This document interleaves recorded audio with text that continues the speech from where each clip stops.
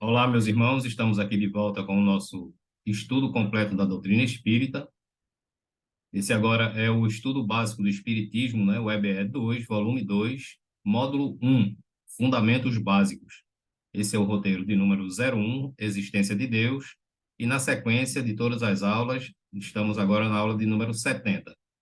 Bom, estamos dando início, né, ao volume 2 do nosso curso do estudo básico do Espiritismo.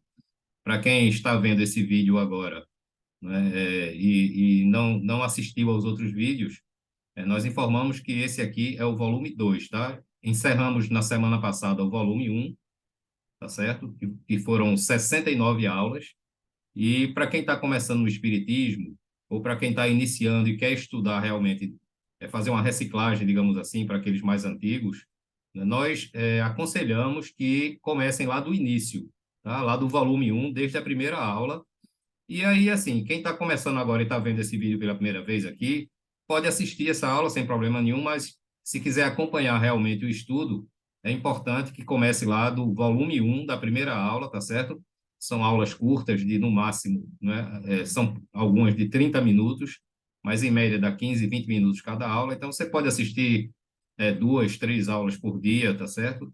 De acordo com a sua disponibilidade, até chegar lá no final, né, que é a aula de número 69, e poder dar continuidade aqui, tá certo?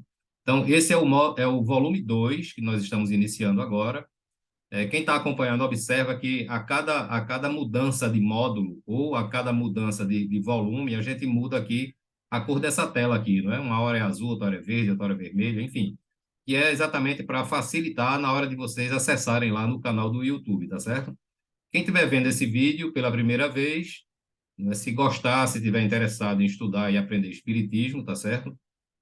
Pode indicar também para outra pessoa. Eu peço sempre, né, que se puder, se inscreva aqui no canal, né, porque essa plataforma do YouTube, ela exige, não é, interação dos vídeos com as pessoas que estão assistindo, tá certo? Então, se puderem se inscrever no canal, dar um like, não é, quando assistir às aulas, isso ajuda para que a gente mantenha esse estudo, tá certo? Eu sempre digo, isso não é que eu tenha interesse em ser nenhum youtuber, não.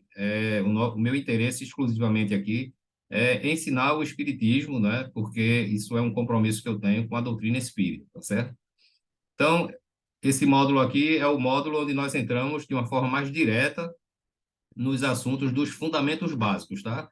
E como sempre, não é, nós temos que começar o nosso estudo dentro dessa programação, não é, dentro desse currículo, digamos assim, que nós elaboramos, não é, na maioria baseado na federação, no programa de estudo da Federação Espírita Brasileira, tá certo? E o primeiro assunto não podia ser diferente, não é? Nós vamos falar aqui de Deus.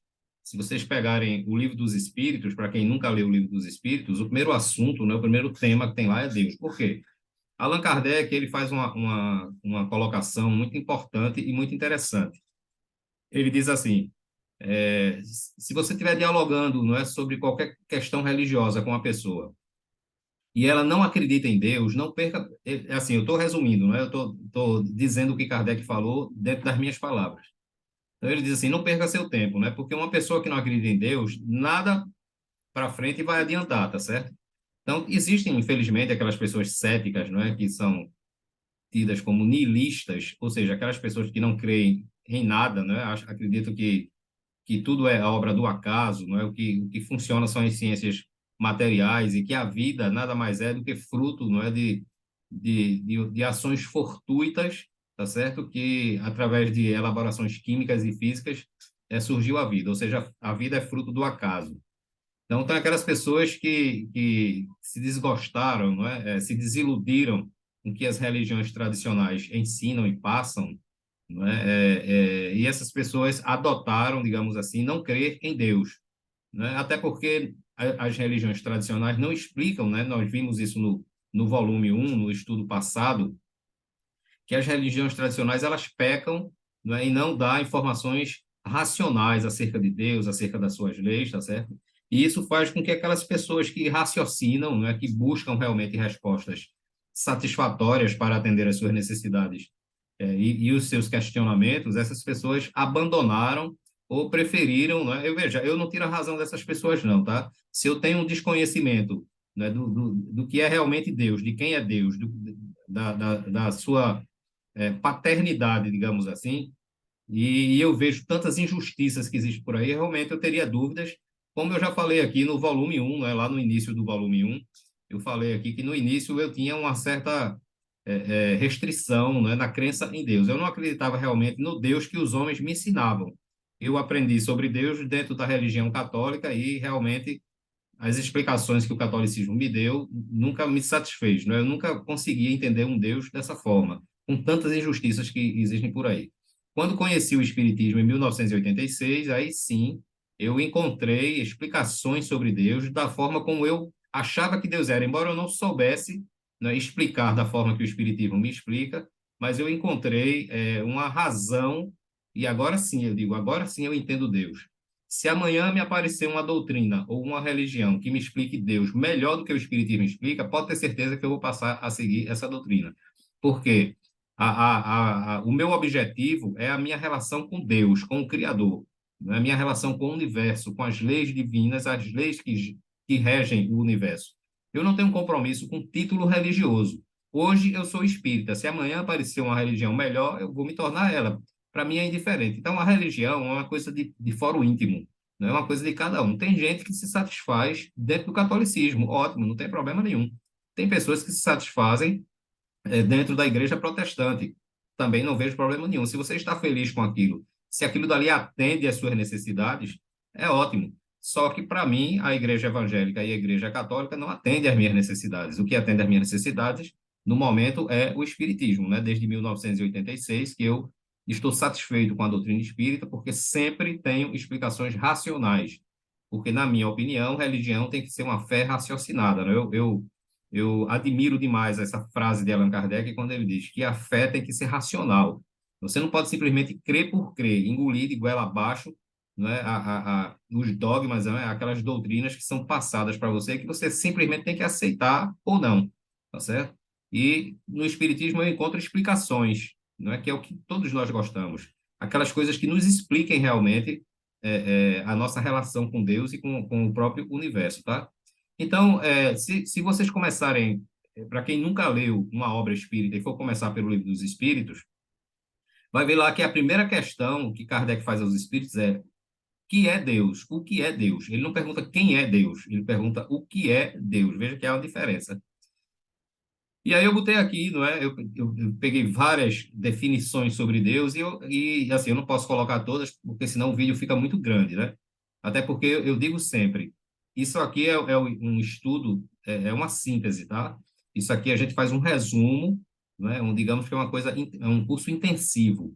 E aí cabe às pessoas que se determinam e que se interessam realmente a estudar, elas pesquisarem, né? Leem as obras básicas, leem os livros, etc. Se quiser a coisa mais detalhada. Então, isso aqui é só para colocar vocês no caminho, tá? Então, dentre as várias definições, eu botei essa aqui. Segundo Sócrates, Deus é uma inteligência onipresente, né? Ou seja, Deus está sempre presente. Ele é onisciente, ou seja, Deus sabe de tudo. Tudo que acontece, Deus sabe. Ele é onipotente, por quê? Porque ele é o único ser soberano, é o único ser superior, né? É o único ser potente, não é que tem a,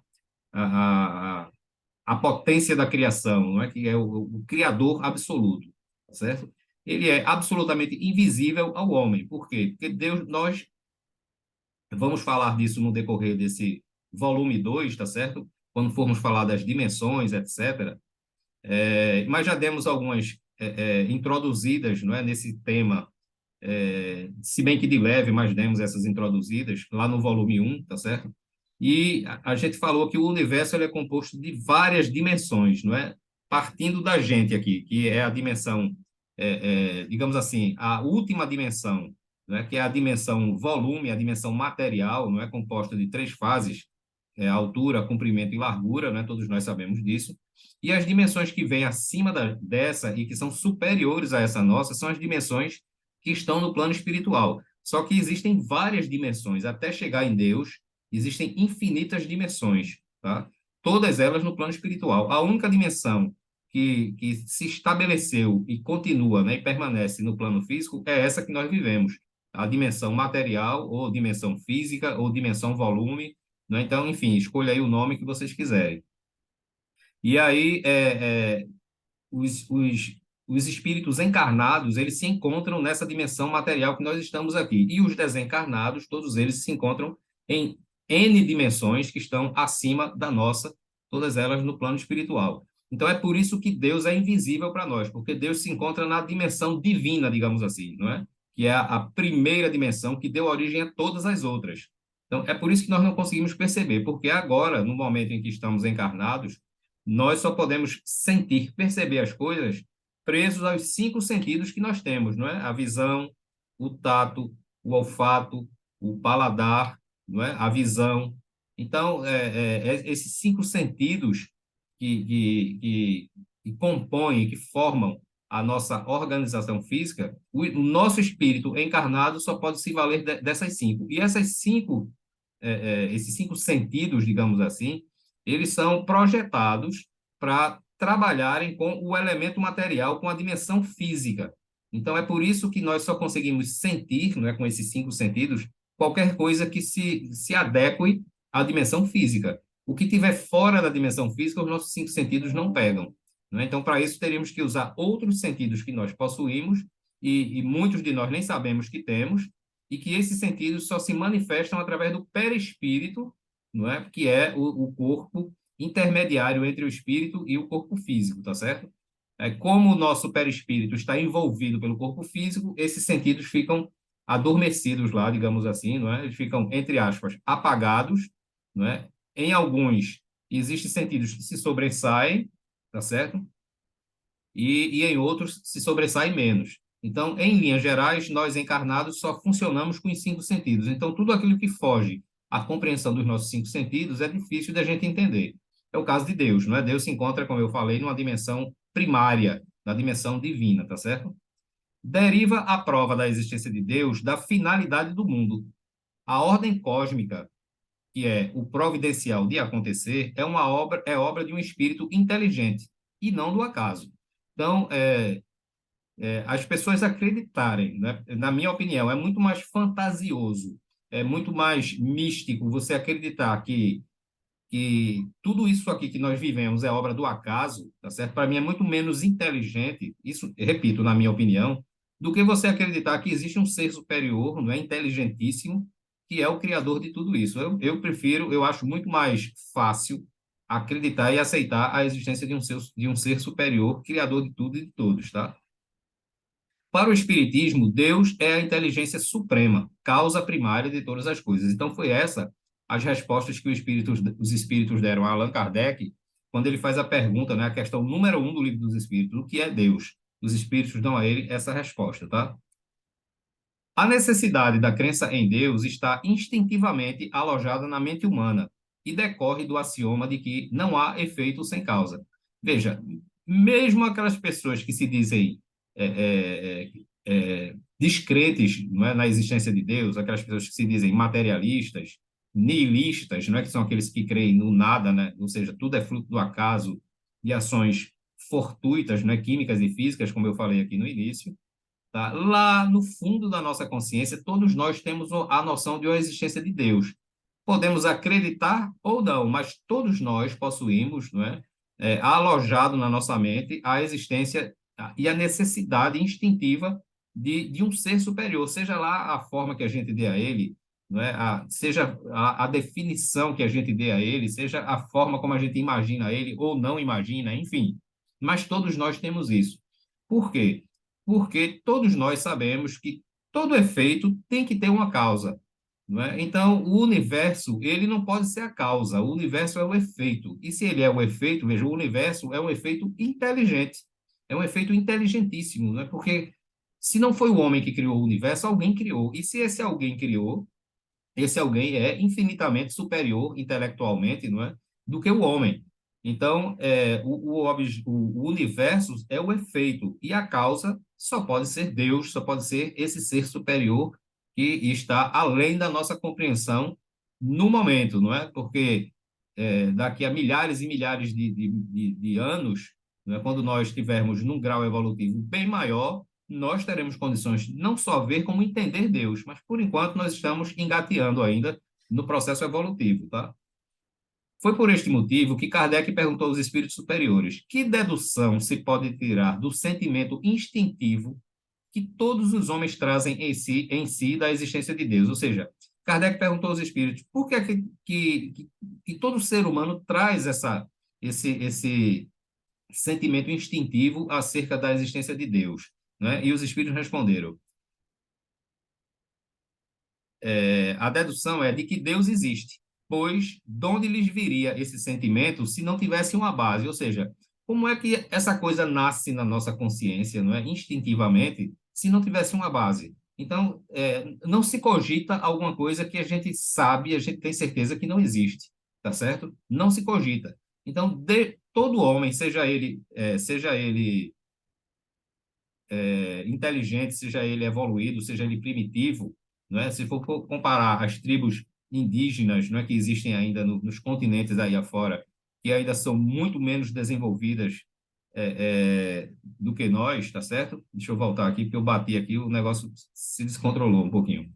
E então, em qualquer ser humano, independente do seu grau evolutivo, se você for pesquisar, todos eles, de alguma forma, eles imaginam Deus. Seja lá o nome que eles deem, eles creem em um ser superior. Todos nós trazemos isso instintivamente, tá certo? Continuando.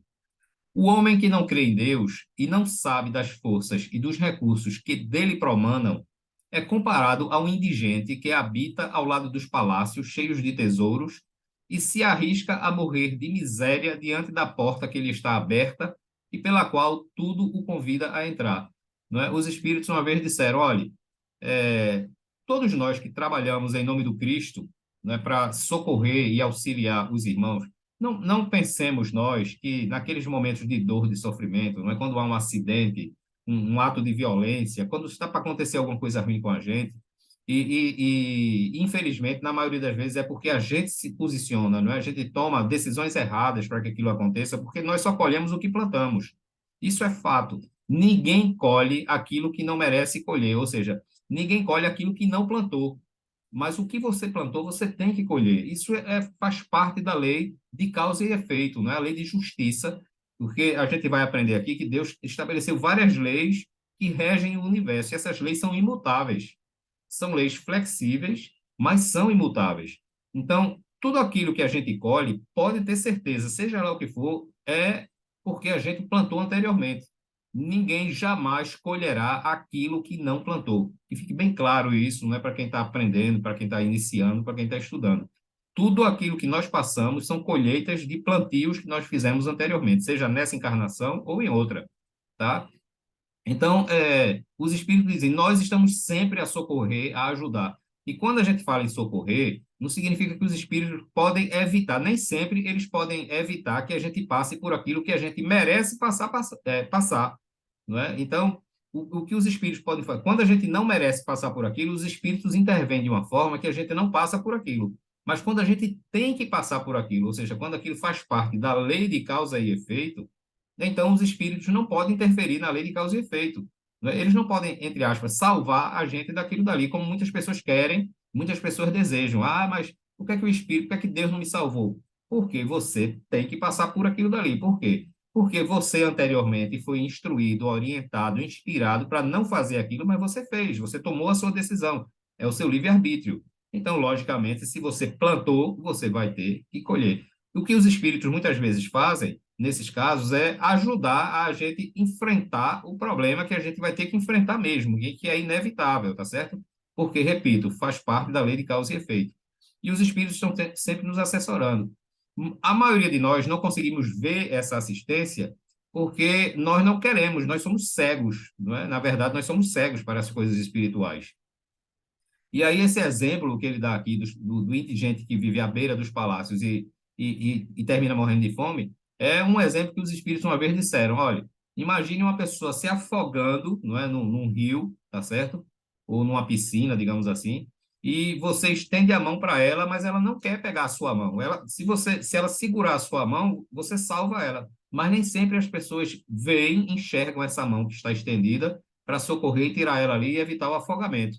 Assim somos nós, em grande maioria nós somos assim, nós não conseguimos enxergar as coisas do bem, não é? As coisas que promanam do mundo espiritual em nosso benefício. Todos nós temos um anjo de guarda, todos nós temos, né? Que é um espírito protetor, um espírito que muitas vezes nos acompanha desde que nós fomos criados como princípio espiritual. Veja, nós não éramos nem espírito, e esse espírito já recebeu a missão de Deus, não é, de nos guiar, de nos orientar. Esse espírito anjo de guarda, esse espírito protetor, ele vive ligado à nossa mente 24 horas do dia, 24 horas do dia. Ele não está junto da gente como um capanga, não, como um guarda-costas, como as pessoas pensam, como uma sombra, né? Onde a gente vai, ele vai atrás. Não é isso. Ele está fazendo outras atividades aí no mundo espiritual, porque todos trabalham na obra de Deus, todos. Não existe aposentadoria quando você morre, não. Não pensa que você vai morrer e vai jogar baralho, dominó, xadrez lá do outro lado, não. Você continua, o trabalho é incessante.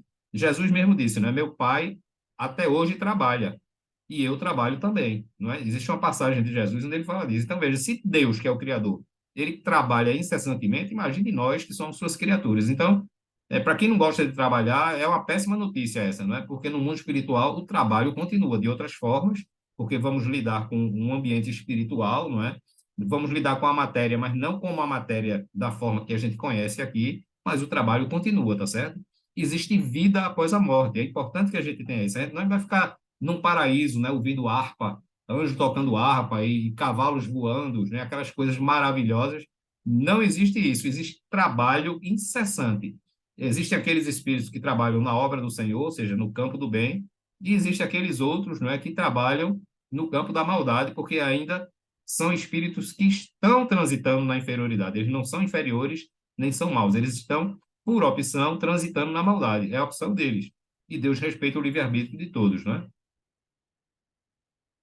A crença em Deus se afirma e se impõe fora e acima de todos os sistemas, de todas as filosofias e de todas as crenças. Então, por mais que a gente estude um projeto, um desenvolvimento, uma nova descoberta na área da tecnologia, né, na área da ciência, para melhorar e beneficiar a vida do homem, seja lá qualquer projeto que a gente faça, acima de todas essas coisas está a crença em Deus. De uma forma ou de outra, repito, mesmo aquelas pessoas que se dizem ateias, que não acreditam em Deus, não é? Essas pessoas, elas buscam algo, elas sentem a necessidade de encontrar algo que dê a elas esperança, que as esclareça, que satisfaça as suas questões, as suas interrogações, tá certo? Mesmo que elas não queiram admitir que o que ela está buscando é Deus, mas todos nós buscamos Deus de alguma forma.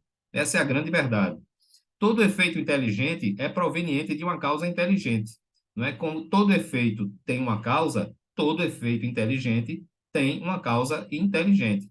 Olhai para tudo aquilo que não é obra do homem. Então, veja, se a gente faz uma reflexão e vê tudo aquilo que nós não criamos, inclusive o próprio homem, e entenderás que existe um ser superior que criou todas essas coisas. Então, eu posso ter criado várias coisas, porque nós, como filhos de Deus, nós somos co-criadores, não é? Deus é o criador e nós somos co-criadores de Deus.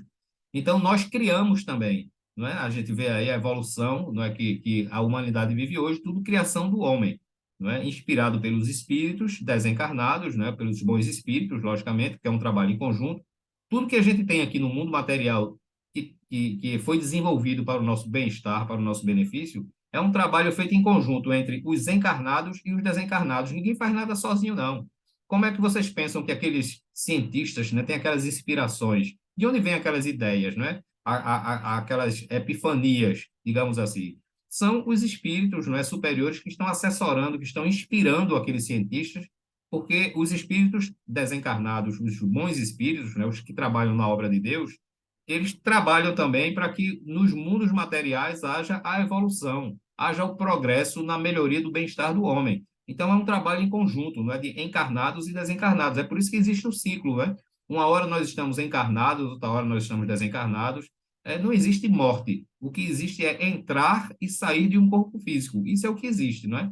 E só em saber disso, isso já nos dá um consolo. Porque antes, quando a gente pensava que morria, acabava, a gente se entristecia, não é? A gente entrava numa crise de pavor, não é? De medo, de terror. Mas hoje eu estou falando por mim, não é? E para aqueles que sabem que existe vida após a morte, isso é um grande consolo, porque a gente tem medo não de morrer, mas tem medo da forma como a gente vai morrer. Isso aí todo mundo tem medo. Mas o medo da morte, de achar que a gente vai se acabar porque morreu, de deixar de ver os nossos entes queridos, isso aí já se dissipou, e eu estou falando por mim mesmo, não é? Já se dissipou de mim há muito tempo. Eu sei que vai chegar o dia que eu vou desencarnar, vai chegar para todos, não é? Eu espero que seja de uma forma tranquila, mas eu não sei se eu tenho merecimento para isso, ninguém sabe, tá? A gente sabe que a gente vai desencarnar, mas a gente não sabe nem quando nem como vai desencarnar, mas que a gente vai desencarnar, aliás, é a única certeza que o ser humano tem na vida, é que a gente vai desencarnar, né? A gente já embarca aqui no mundo físico com uma passagem de volta. A gente só não sabe, não consegue enxergar qual é a data que está carimbada lá para a gente voltar, mas voltar, todo mundo volta. Então, se você faz uma análise racional, né? Aí, repito, é por isso que o Espiritismo é uma religião de raciocínio, né? De fé racional, tá? Se você faz uma reflexão e diz, olha, se todas essas coisas que existem aí, que o homem não criou, e inclusive o próprio homem, não é? Quem nos deu a vida, não é? E a gente vê que tudo isso é uma elaboração inteligentíssima, tem que ser um ser que tenha uma inteligência suprema realmente, não é? Para ter criado essas coisas fantásticas. Porque, veja, tudo no universo é muito bem elaborado, não é? As coisas são do microcosmo ao macrocosmo, todas as coisas estão no encadeamento, desde do átomo, não é? E eu sei que existem partículas hoje que são menores do que o átomo, né? Mas eu estou partindo, vamos partir do pressuposto que o átomo seja a menor partícula, mas desde o átomo até as grandes constelações, não é? As galáxias, as estrelas que são infinitas por aí, existem mais estrela no universo do que grãos de areia no mar, imagine só, não é? E estrelas belíssimas de todos os tamanhos. Existem estrelas que são 10, 20, 30, 50 vezes maior do que o nosso Sol, imagine só, que coisa fantástica, não é? Um poder de energia imenso, não é? E a função das estrelas é gerar os elementos químicos, todos os elementos químicos que formam a matéria, não é? Começando do hidrogênio, que é o primeiro elemento químico, surge nas estrelas. É por isso que existem cientistas que dizem nós somos filhos das estrelas. Materialmente falando somos sim. Porque os átomos que compõem nossos corpos, né? É basicamente o carbono, o hidrogênio, o oxigênio, o nitrogênio, né? Os quatro principais, digamos assim, todos eles são oriundos de estrelas, todos eles vieram do nosso Sol. Então, a matéria que compõe o nosso corpo físico é originária de uma estrela. Então, essas estrelas infinitas que existem aí pelo universo, não é, gerando com seus planetas, não é, com a sua coorte de planetas que circundam, não é, e que gravitam ao redor dessas estrelas, não é, uns com habitados, outros não, né? Porque são muitos planetas, não é? São muitos mundos que existem no universo. É praticamente infinito isso.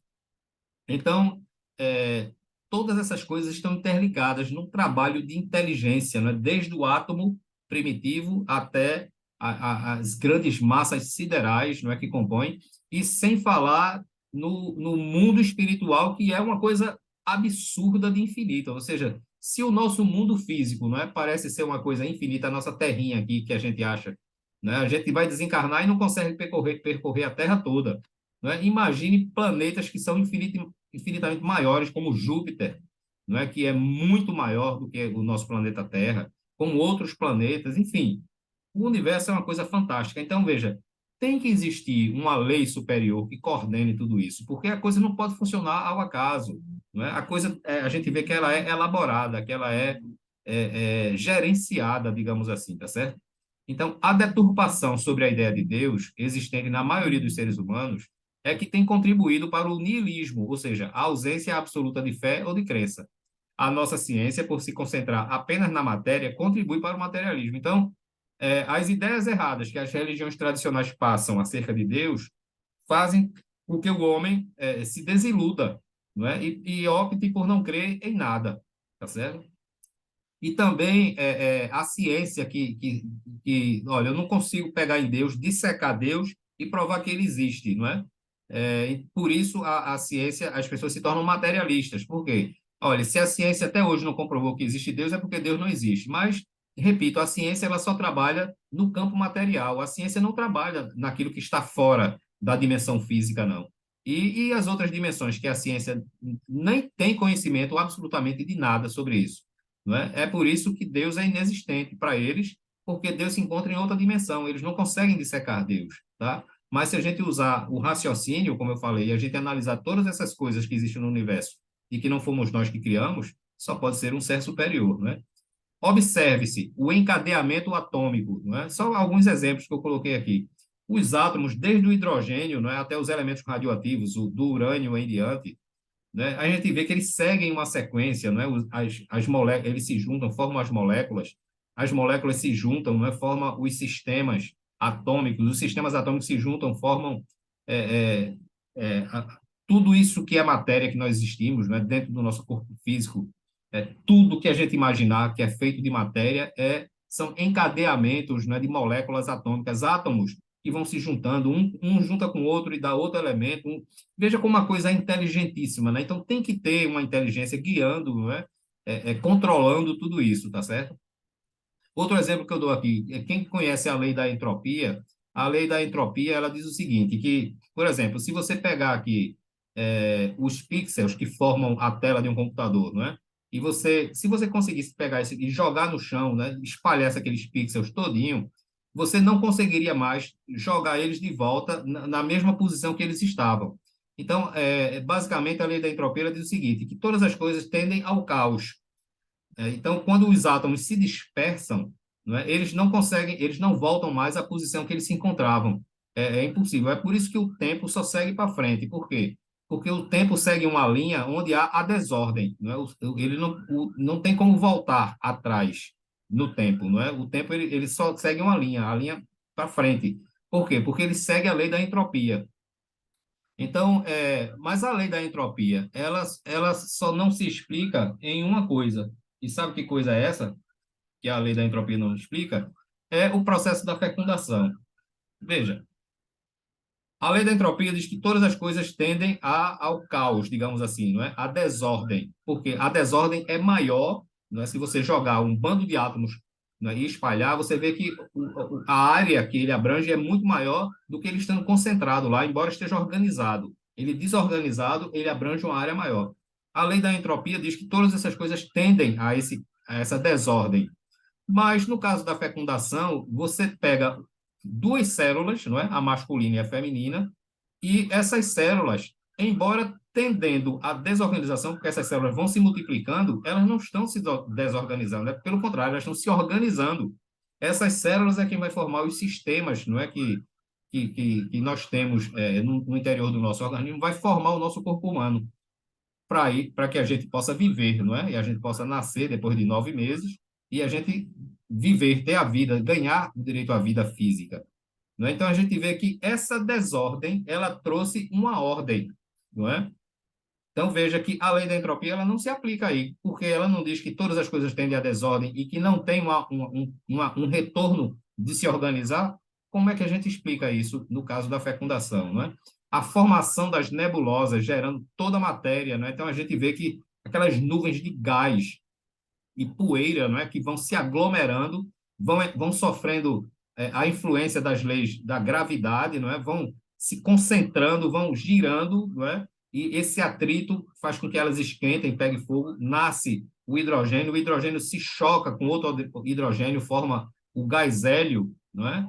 E o gás hélio, que é extremamente inflamável, nesse processo de atrito, não é? De pressão que a gravidade dá nessas massas de gás e poeira, tá certo? É que faz com que as estrelas incendeiem, não é? Então, são verdadeiras fornalhas, né? Núcleos atômicos de fogo, não é? Porque é o gás hélio que se inflama e se incendeia. Esse é o processo. Então, veja, tudo isso, não é? Para ir gerando, né? O hélio vai se choca com outro, já forma outro elemento, já forma outro e por aí vai, até chegar no ferro, não é? E aí a estrela morre, porque quando tem ferro ela não consegue queimar mais, tá certo? Então, ela explode e esses átomos de carbono, de ferro, né, os átomos que foram gerados se espalham pelo universo inteiro, né, vão banhando os planetas e é assim que a gente vai recebendo os elementos atômicos. Então, veja, tem que ter uma inteligência suprema, não é, para poder coordenar tudo isso. Isso não pode ser fruto do acaso, tá certo? Então, o entendimento sobre Deus vai se acentuando à medida em que nós, suas criaturas, vamos progredindo intelectualmente e, acima de tudo, moralmente. Então, para quem quiser ver Deus hoje, quem tem a pretensão de entender Deus, não é? De explicar Deus, Porque é preciso entender que um dia a gente vai conseguir fazer isso, mas vai demorar bastante, porque requer evolução moral, espiritual, tá certo? Intelectual, e isso demora, isso requer tempo. Então, são milhares de reencarnações ainda para a gente chegar nesse ponto. Mas, hoje, a gente consegue ter uma ideia do que é Deus. É como eu disse, né? Basta analisar que todo efeito inteligente tem uma causa inteligente. Então, a gente encerra essa primeira aula por aqui, não é? Daremos sequência aí às aulas desse volume 2. Para quem está começando, sejam bem-vindos e que a paz fique com todos nós.